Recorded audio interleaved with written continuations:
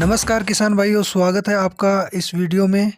किसान भाइयों, इस वीडियो में हम बात करने वाले हैं गेहूं की हम जैविक खेती किस प्रकार करें।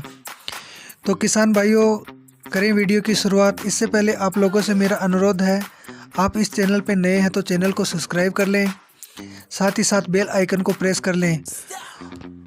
और किसान भाइयों, आपसे एक अनुरोध और करता हूँ, आप ज़्यादा से ज़्यादा वीडियो को किसान भाइयों के साथ शेयर किया करें, ताकि उन किसानों को भी खेतीबाड़ी का अच्छा नॉलेज मिल सके।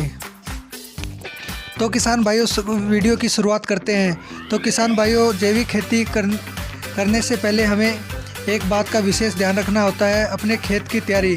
तो खेत की तैयारी के लिए हमें अपने खेत की एक हल्की जुताई करनी है, और जुताई कंप्लीट होने के 3-4 घंटे बाद हमें अपने खेत में वेस्ट डिकम्पोज़र की एक स्प्रे करनी होती है।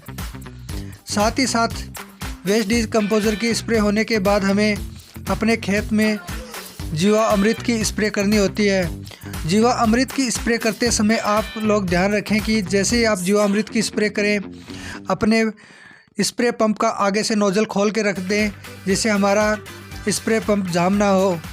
अगर आप लोगों को जीवा अमृत नहीं बनाना आता तो आप हमें कमेंट बॉक्स में कमेंट करके कमेंट कर सकते हैं, ताकि आपको हम जीवा अमृत पर भी एक वीडियो लेकर आएंगे।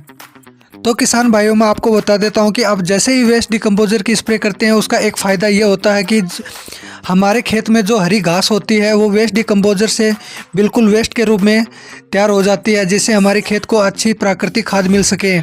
और साथ ही साथ हम जो जीवा अमृत डालते हैं उसमें बहुत ज़्यादा जीवाणु होते हैं जो हमारी फसल के लिए लाभदायक होते हैं, वो उस खाद को अच्छी तरह मिला देंगे, और जिससे हमारी गेहूँ की खेती में अच्छा फ़ायदा होगा। किसान भाइयों, ये सारी विधि अपनाने के बाद आपको अपने खेत की हल्की सिंचाई कर लेनी है, और जैसे ही आपकी हल्की सिंचाई कंप्लीट हो जाती है, उसके 2 या 3 दिन बाद आपको एक फिर हल्की जुताई करनी है।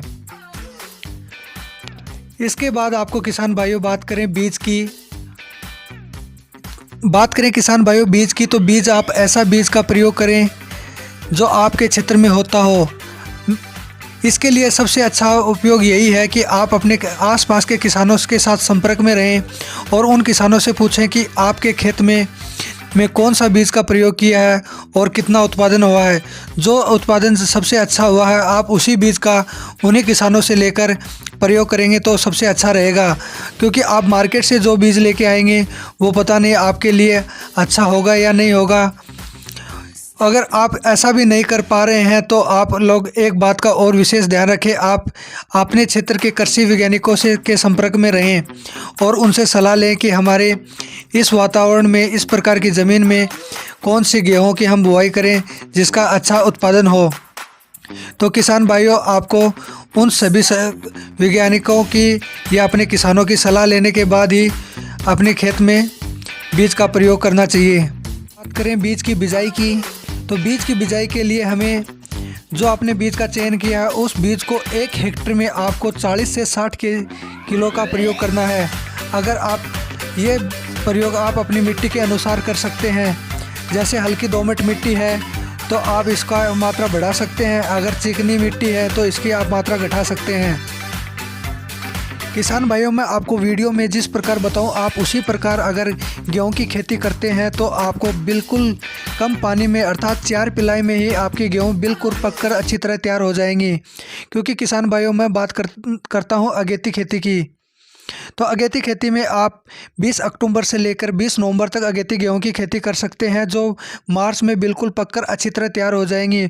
और जो किसान भाई लेट गेहूं की खेती करते हैं, उनकी गेहूं मार्च तक पकती नहीं है, और उस समय गर्म हवाएं चलती हैं, जिसके कारण उनकी गेहूं उड़ जाती हैं, अर्थात नीचे से सूख कर बिल्कुल गिरने लायक हो जाती हैं, जिससे उनका दाना अच्छी तरह पक नहीं पाता है। तो किसान भाइयों, अब बात करते हैं हम पहली पिलाई की, अर्थात पहली सिंचाई की। तो पहली सिंचाई हमें तब करनी है जब हमारी फसल 1.5 माह, अर्थात 40 से 45 दिन की हो जाए तो किसान भाइयों इस पहली सिंचाई के से पहले हमें कुछ स्पेशल खाद का ध्यान रखना होता है, और वो खाद स्पेशल हमारी है वर्मी कंपोस्ट। हमें वर्मी कंपोस्ट हमारे खेत में अच्छी तरह छिड़काव करना है। अच्छी तरह का मतलब ये है कि हमारी 1 एकड़ के लिए हमें कम से कम 4 कुंटल वर्मी कंपोस्ट का छिड़काव करना है। साथ ही साथ हमें वर्मी वाश का एक स्प्रे भी करना है, जिससे हमारी खेत को अच्छी तरह नाइट्रोजन, पोटास और सभी प्रकार के पोषक तत्व मिल सकें। और इसके बाद हमें अपनी पहली पिलाई करनी है।